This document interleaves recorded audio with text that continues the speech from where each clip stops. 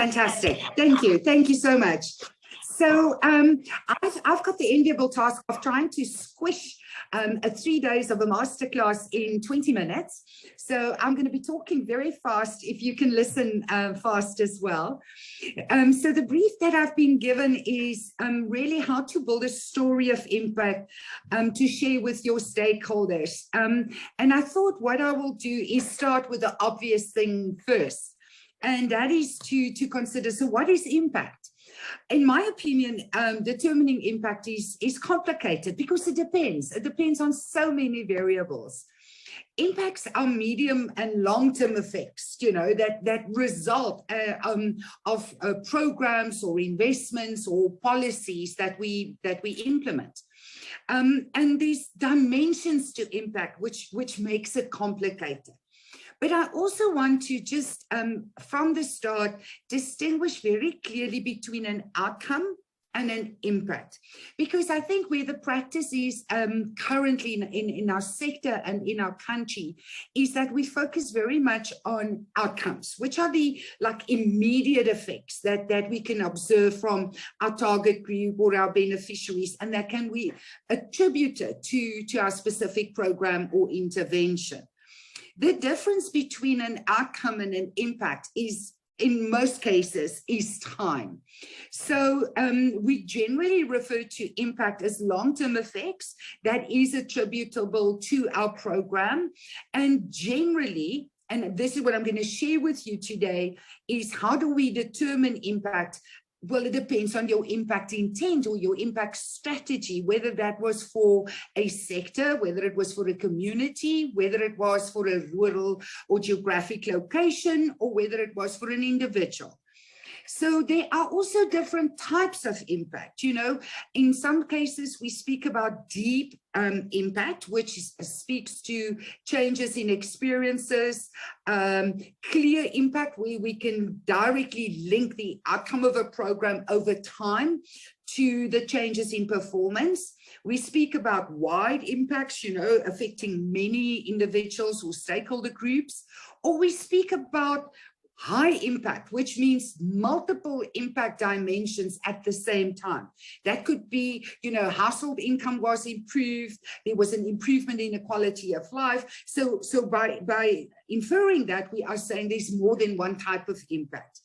In addition, there's also dimensions of impact, as I mentioned, and then we also refer to the scale, the size of the impact, the depth of the impact, as well as the duration of impact. So impact in itself is complicated, but if you've got guidelines that you follow and you understand and you recognize the complexity of impact, it is actually much easier. So in our sector, there is now a framework for determining impact. And the one that is on your screen right now is called the Impact Management Projects Framework. So there's like a global standard. And I think I just want to park here for a moment and just share with you the importance of that. Because previously, there was very big discussion around, you know, what is impact, how we determine impact. But where the world's going is that we've actually now got principle documents, we've got standards, we've got benchmarks, we've got processes. So it's becoming much easier to identify impact. So the simplest one that I'm going to use today is the Impact Management Projects Framework for Impact. And it asks us very simply 5 questions. Like, what is the impact? Who was impacted? How were they impacted? How much were they impacted? And what were the risks we mitigated during our impact management process? When we speak about impact, it also determines who, you know, it's influenced by who we are. And I also just want to highlight, you know, whether you are a program implementer, whether you're a program funder, whether you are a program investor, the way you see impact is different. So let me give you an example. So if you're a grant maker, a donor, a philanthropist, or an investor, the way you may see impact, it's not necessarily one program at a time. You may want to see your impact on a total portfolio level or a total investment level. If you are a social enterprise or a not-for-profit, and you want to share your impact results with a donor, you would look at your single program and the impact thereof on beneficiaries or recipients of your program. And then lastly, if you are a beneficiary or a recipient of an intervention, then you want to be clear, you want to provide the evidence, you want to share your experience of the impact or the change that you've experienced through an intervention or a program. So impact is also influenced by who you are and what you want to know, which takes us to this very in some ways complex process, but in other ways actually a very easy process. Because if you want to understand impact, of course you've got to measure impact. And understanding why you want to measure then informs what you measure. So in this context, if you are the recipient of funding, then of course you want to prove your credibility for the impact results that you deliver. Maybe you want to show for your own organization, and use your impact results as a management tool to make better program or investment decisions. If you want to measure impact to report on it, it becomes a communications tool. If you want to use your impact results as a fundraising strategy, you want to highlight specific impact aspects. If it's an accountability tool and you've got to report back to a donor, then you want to be very clear on the results that you've achieved.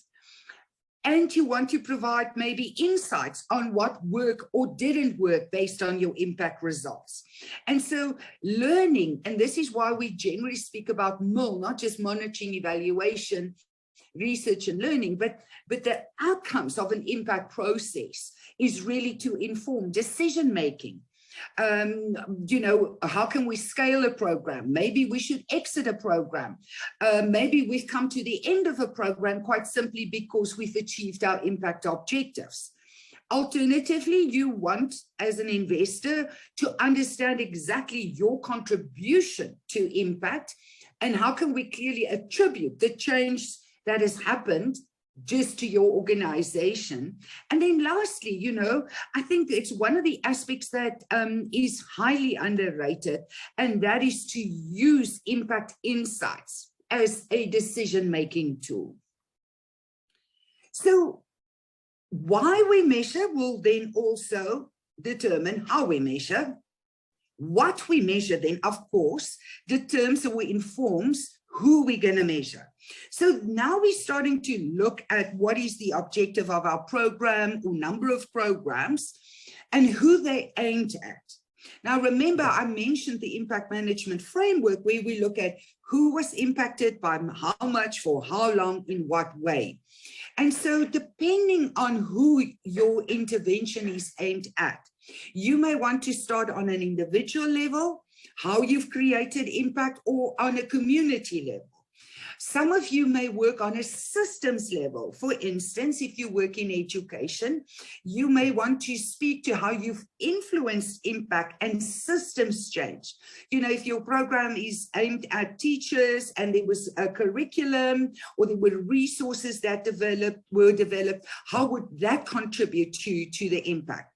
You may want to look at it on an organizational or geographical footprint. And this is specifically relevant to enterprise type of programs where we want to say the economic impact or value or benefit derived from a program contributed to the economic prosperity of that specific location. And then, of course, there's the investor impact because they facilitated and contributed to the impact. So I just want to start looking at where we are with the process of performance management. Now, many of you are already monitoring. So the role of monitoring is really focused on getting data, and that is based on your activities. Let me give you an example. You will monitor if your program focuses on counseling sessions. You want to assure and make sure and measure whether those actually counseling sessions have happened, how many of them happened, how many people attended the sessions, why they didn't attend the sessions. And that is the function of monitoring.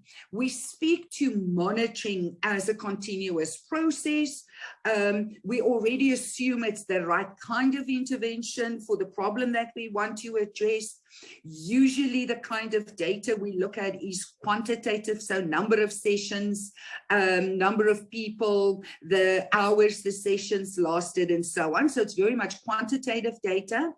But the function of monitoring is not to actually speak to outputs, outcomes, and impact. That is more where we look towards evaluation.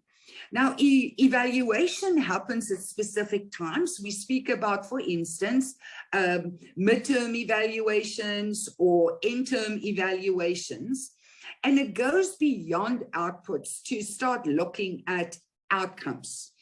And we've also got a standard for that. Many of you are probably using the OECD DAX standards that asks us to share our data on the effectiveness, the relevance, the coherence, the feasibility or viability, the impact and sustainability of our programs. But the core function of evaluation is really to look at how did the intervention work, and it answers why questions. You know, why did some things happen or not happen? And we use data from different sources to inform our evaluations. So that brings me then to impact assessment, which is the next step in the process. And impact assessments is a specific type of evaluation. Generally, it happens at a particular point in time, and mostly it happens at the end of an intervention. For that reason, then, it looks at how impact was created over time. But it also considers all the information that was generated by the monitoring and evaluation process, because that is evidence of impact, and it shares an impact story or a narrative of how we got to the impact that we can now see. It also goes one step further. It not just look at the outcomes and the impact of an intervention, but it also tests the validity of your impact strategy, your impact theory of change, and of course your logic model framework.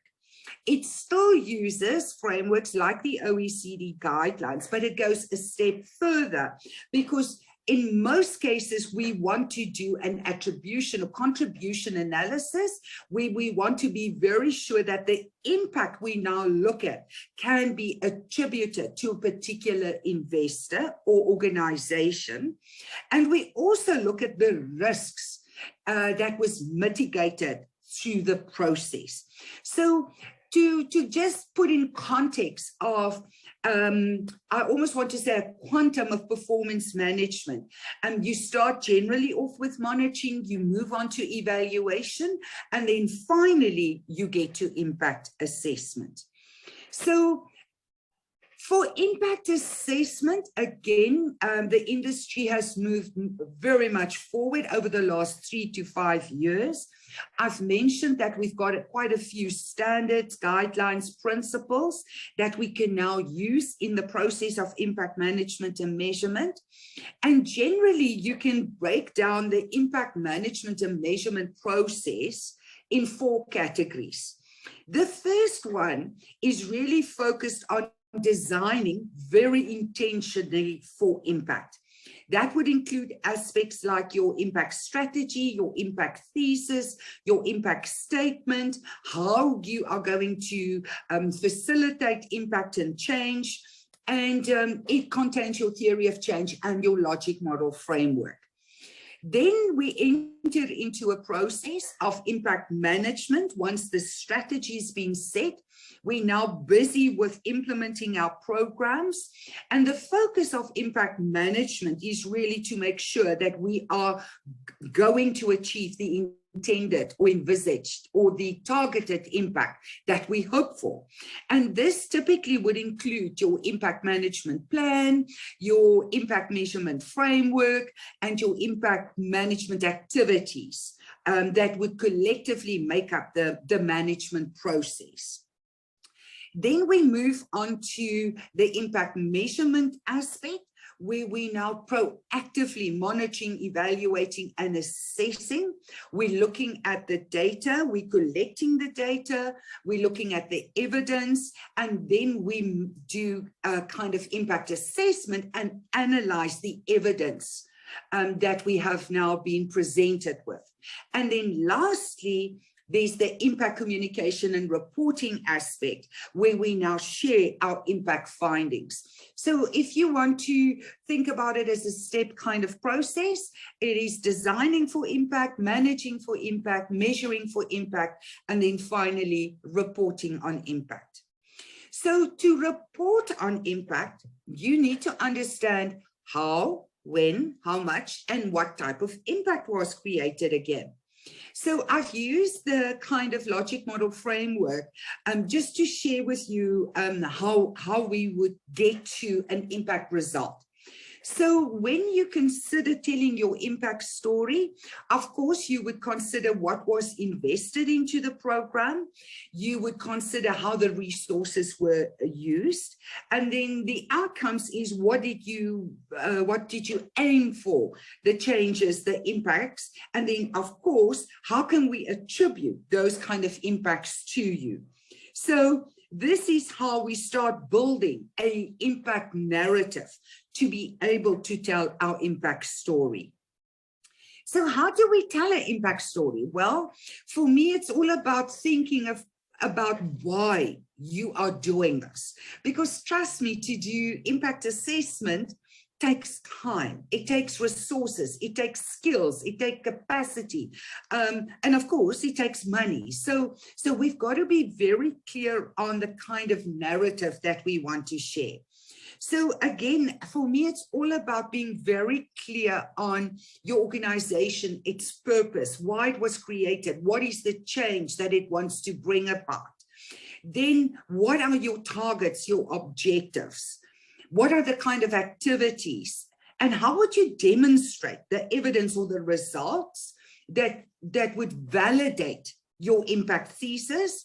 And then, of course, how do we want to share? What do we want to share? And with what objectives? Is it to be accountable? Is it to be responsible? Is it to be transparent? Is it to raise funding? Is it to learn lessons?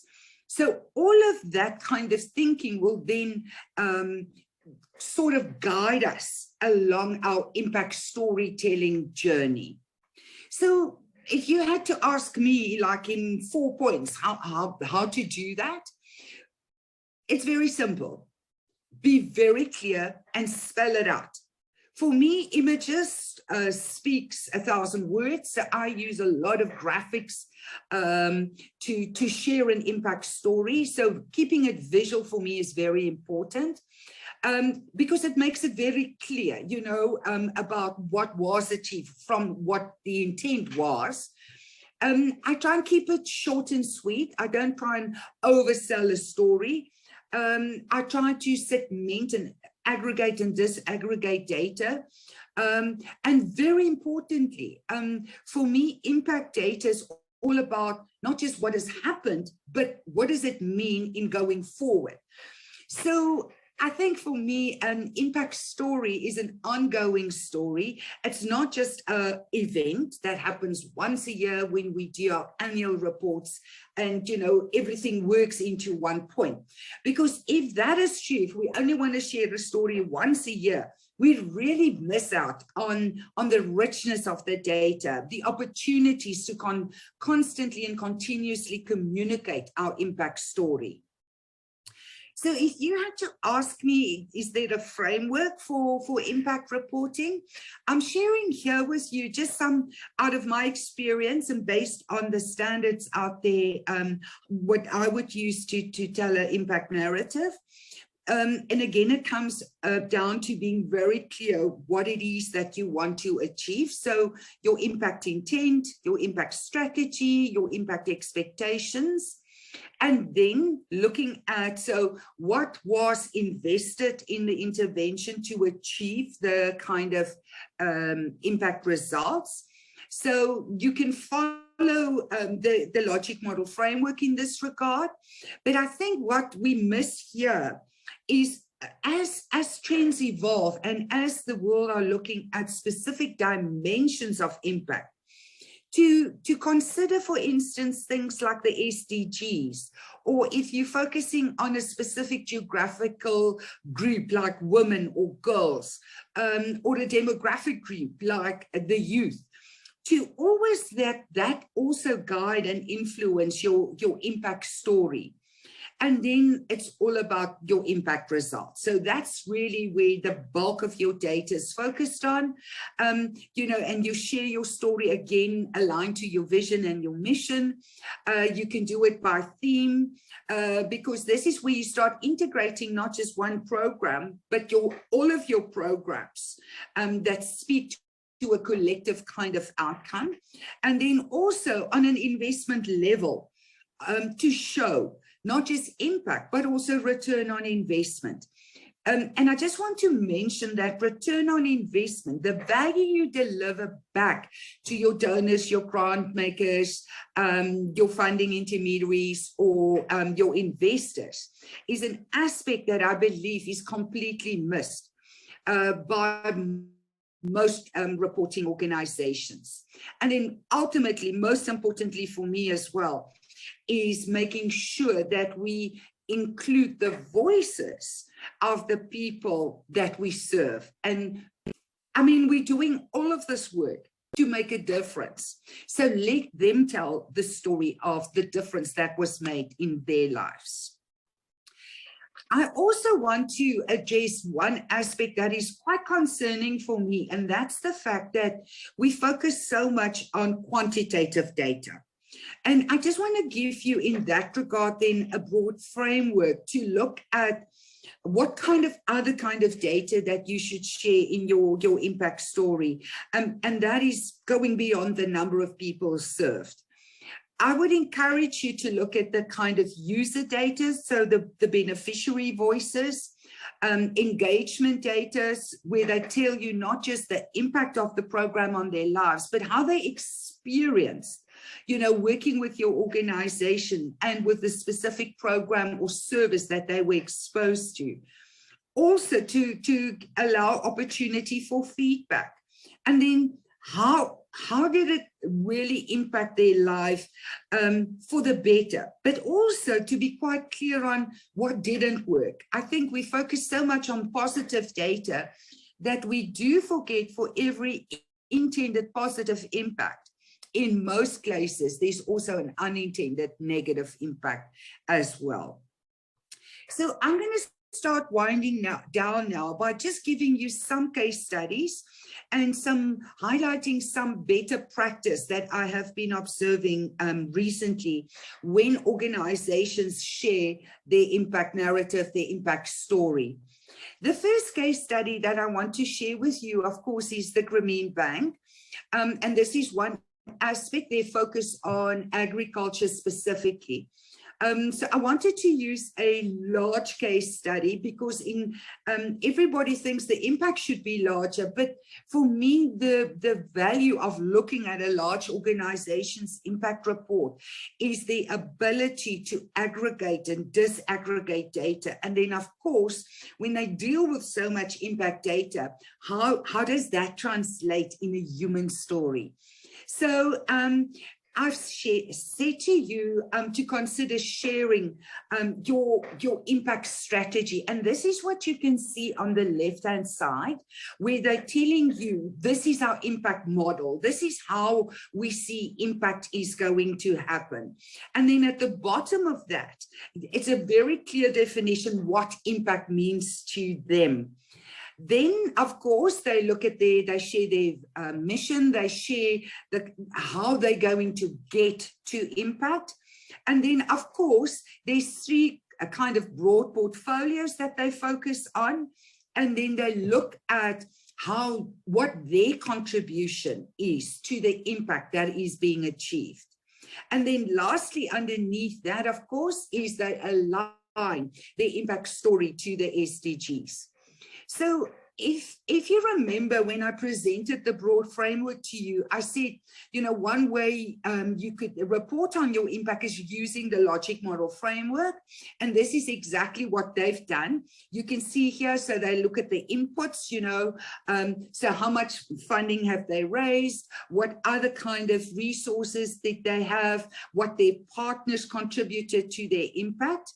Then they, of course, look at, so how big, how wide, how deep was the impact? So the number of organizations that they've supported, in what kind of sectors they were.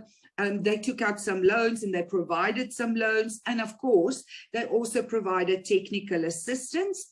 And then on the right-hand side, you can see what was the impact of the organizations supported. Now, the reason why I use this case study as well is for some organizations, it is difficult to look at the impact if they've got a multitude of donors. And I would encourage you to look at what I refer to as a collective impact report, because here's the fact that if we just dilute impact to one single investment, one single program at a time, we're actually doing ourselves a disservice. Because if it weren't for us as implementing organization, this large amount of impact would not have been evident. So consider acknowledging, you know, that your investors contributed to the impact, but their contribution wasn't the only kind that brought about the impact. There's a contribution from your organization as well. And be very clear how your organization just didn't facilitate impact. But if you weren't there, the impact wouldn't have happened. So you were instrumental in achieving the impact. And I think this is an opportunity a lot of organizations miss. So I just want to show one more slide of Grameen. And then when it comes to how do we display data, so what they've looked at in this case study is they focused on their broad themes, their focus areas, their portfolios, and then they've aligned that to the SDGs. And then you can see here, there's a little description of the kind of intervention, and then they integrate quantitative and qualitative data as they move through their report. So it's a very good, in my opinion, one of those benchmarks report that you can use as a case study when you develop your own story on impact. I've also added Tree Aid as a case study. The reason why I included Tree Aid here is they are a very large NGO operating across Africa. So for me, it's always important to balance global stories with continental and local stories. And I've taken just one portfolio that they focus on, and that is the enterprise development focus. And you can see here, so they tell us, you know, what is the objective, why they focus on this kind of initiative. And then they share with us their impact objectives is to create income, skills and providing skills and equipment. And then, of course, how they supported during COVID as well. And then you can see how they've integrated their quantitative data. But then they move into a qualitative aspect. And this is a case study of their program in Mali specifically, where you can see where the partner is like sharing, you know, what this program meant and what the impact was. And then at the bottom, you can see how they look at it both on a program level, portfolio level, but also very specifically on a country level. So for those of you that are looking to scale up your impact journey, that is a very good case study. I then want to share with you a South African case study, and this comes from the impact report from Educare. And the reason why I chose this as a case study is because they were the first NGO in South Africa to use the impact management framework to guide their impact narrative. So on the left-hand side, you can see they've used the dimensions that I've shared up front in the presentation with you. So what is the impact? Who was impacted? By how much were they impacted? What is the contribution to impact? And then, of course, the risks that they have mitigated. Then when you look at the results, they, of course, have got a summary on their impact statement. They share with us their 4 impact objectives and targets, and then they share it across their portfolios, you know, with the outcomes.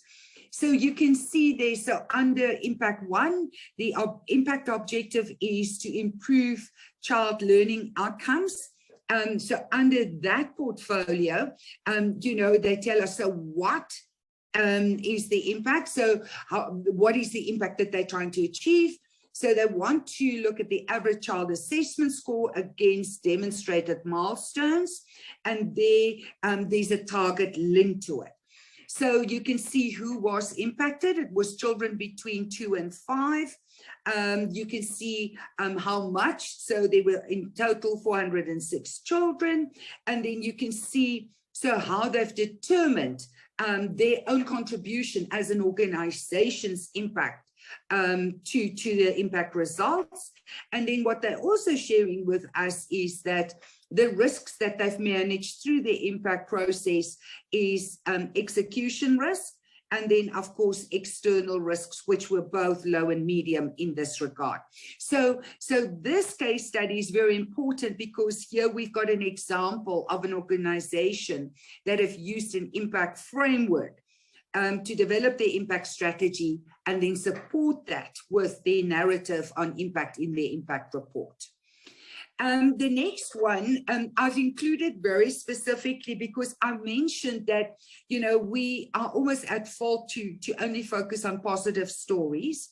So this is Substation 13. And it's also a report you can download. They're based in the UK.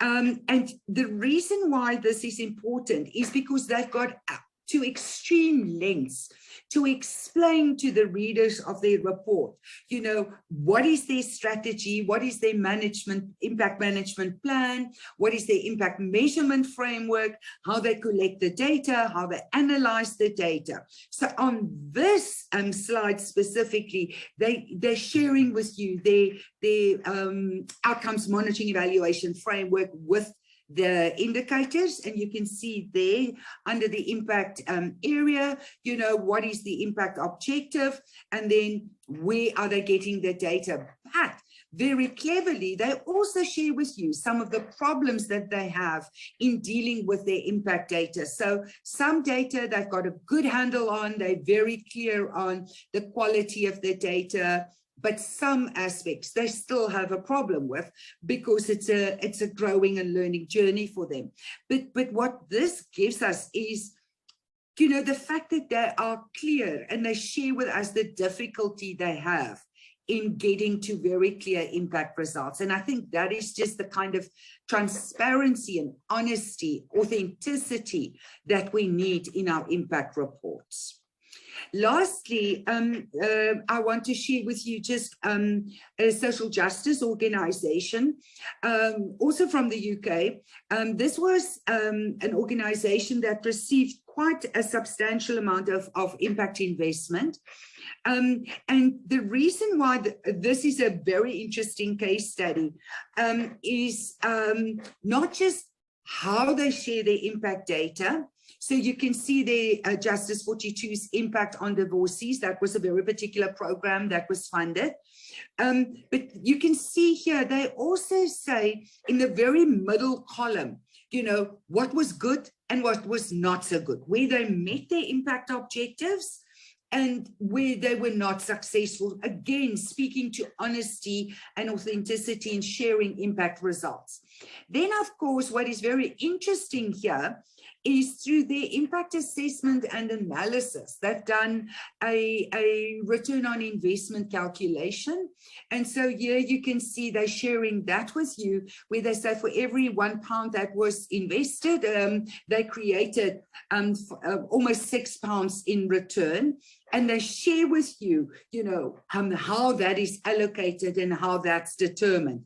So it's not just about, you know, this is how amazing we are, this is our amazing results, but they've gone one step further and also sharing the additional value, social return or shared value that was created for their investors.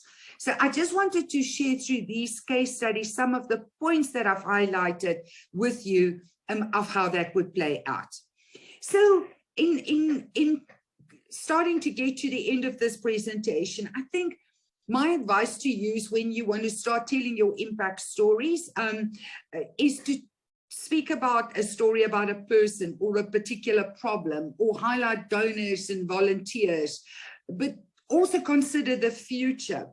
Ultimately, our impact reports and our impact narratives is to inspire, to motivate, to connect, because this is also our tool for fundraising. So this is a beautiful case study if you want to look at their impact report, which I found is one of the best. And then lastly, I am very conscious that impact reporting is quite an expensive exercise. And for me, the challenge is once you've got your impact data, can you put it on one page? So on this page, I've shared with you impact reports that is literally 1 page long. So infographics is a beautiful way of sharing an impact story, highlighting different aspects, you know, not just the kind of context in which you operate, who you are, who the people that you serve, you know, the people that have supported you, but also the kind of results that you've delivered. So these like 3 case studies of 1 page impact reports that you could consider as well. So if you start looking at your impact story, I think for me it is an impact report must serve a very particular kind of focus, and that will also determine the narrative within the report, who the audience is, what your message is, and then of course the medium that you're going to use. I've got no doubt that you don't just look at printed impact reports or PDF formats or infographics, but you can turn your impact report into a video, in a podcast, and use it across social media. And so this is specifically if you want to follow the story of WWF on their sea turtles. I mean, that is supported, the impact results, you know, from videos to podcasts. It's an amazing array of supporting materials that speaks to specific aspects of impact. So in conclusion, for me, where we started today was really to just explain to you, so what is impact? How do you measure impact? How do you use your impact results to tell an impact story? So I just wanted to conclude by saying, for me, a good story is better than no story. I would really encourage you to really look at how you can explain the amazing work that you do.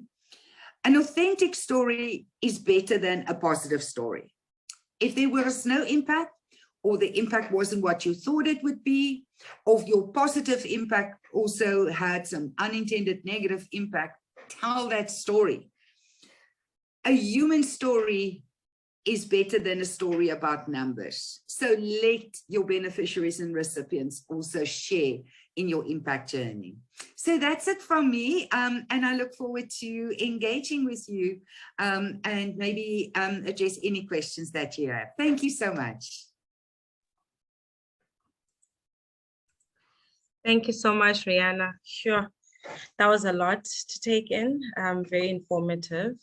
I am aware that it's 12 o'clock now, and I initially changed the time to finish now. So if people want to, if anyone needs to go, they're more than welcome to go. But if people can stay for 10 minutes or so, just to pose some questions and engage a bit with Reana, that would be very appreciated. Just checking if there's anything in the chat. I'm not able to see my chat function now.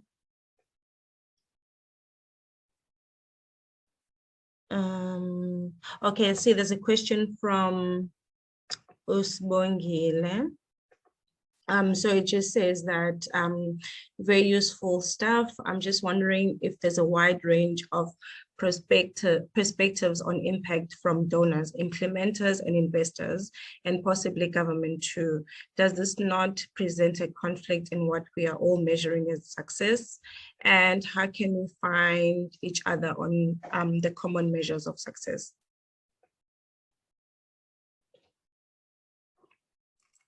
Thank you so much. Yes, I definitely think there is a difference in perspective, which is why I try to balance the different perspectives this morning. And you'll remember, you know, one of my very first slides was speaking to, you know, when we start measuring impact, we all have a different perspective on impact. So I definitely want to put this point. So which is why you've got to be very clear for whom are you doing this report. If it is for government, you know, you speak to their impact requirements as well. If it's a corporate social investor or an impact investor, of course, you've got to speak to their impact expectations as well. But don't ever forget, this is your impact report. So your impact intent, your impact thesis, I mean, that's actually what you sold to these investors. This is my theory of change. This is what I want to change. This is our belief that change will happen based on these assumptions and these narratives. And that is what the funders bought into. They bought into that vision. And yes, of course, there was negotiation on targets and objectives and outcomes and milestones. But if we've all agreed on this is the problem we're going to solve, this is how we're going to solve it, people pay for that, that's then the narrative that we share. So yes, there may be some different expectations, especially if you're dealing with a number of funders and investors and donors or different stakeholders. But if it's your report, it is your organization's narrative. Also, don't forget that the funders will use your data and they will come up with a different narrative because they have now got a report on total investment level, total portfolio level. So they use your kind of reports if they funded you to tell their narrative. But in this case, my whole assumption was is if you want to tell your organization's story, then you control that narrative. Thank you. Thank you so much, Reana. Any more questions? You can just raise your hand.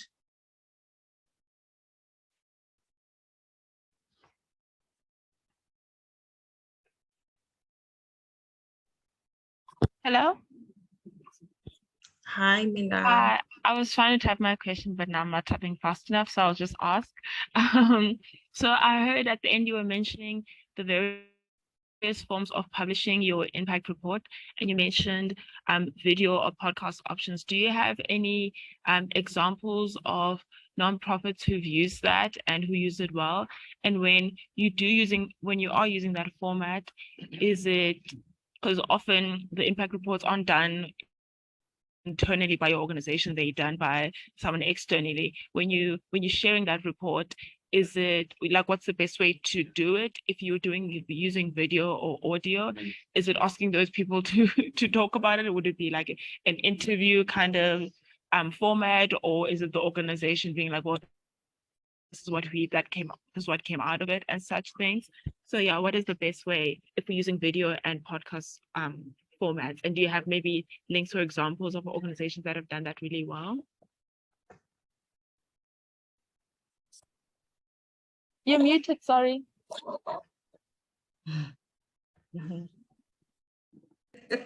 I just want to make sure there's no background noise. Thank you for that. So I've just put into the chat box a website that only focuses on charity reports and digital reports. So that would give you a good idea of companies who don't, or organizations who don't even publish reports anymore. It's integrated into their website. So to answer that question. The second question, I'm not so clear on the answer. Would you mind just repeating that again? So the second part of the question was, since the impact reports are often done externally, if you are presenting the results, would it be up to the organization to like try to communicate the results of that, or would you advise the external people who actually run the report to create a video, or maybe you do a Q&A in a podcast and such in terms of formatting? Yeah. I think there's two aspects here. You know, my concern is that we produce impact reports and then it's like, you know, we distribute it once off and then use it again. Yeah. So that is such a waste because it's such an expensive exercise. So it's to your best advantage to cut, slice, dice, copy, paste, use that impact data in as many formats across as many channels as possible. I mean, you know, just on a specific stakeholder group, there could be at least 12 Instagram kind of posts. But you also want people to really engage with you on your impact data. So that is why podcasts and videocasts is so important. So I really encourage you that your hard work actually starts the moment the report is done. And that's the communication process, the sharing process, and making sure people engage with your data. I hope I've answered that question.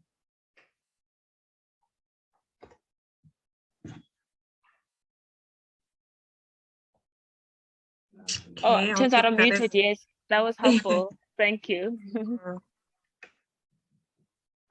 I'm just gonna go through some comments here. So Tori says it was very informative and thank you. Very interesting, very helpful from Shelley. Overview and strategic perspective on the different ways of looking at impact. Thank you so much. Very helpful. Thank you so much, Reana from Grant and Jolene. Thank you for the session, Reana, and TLT for organizing. I'm not sure if there's any more questions, but if not, I will allow for closing, and then people can always engage via email. And if there's any more questions that come up, we can always let you know via email. Thank you so much, Reana.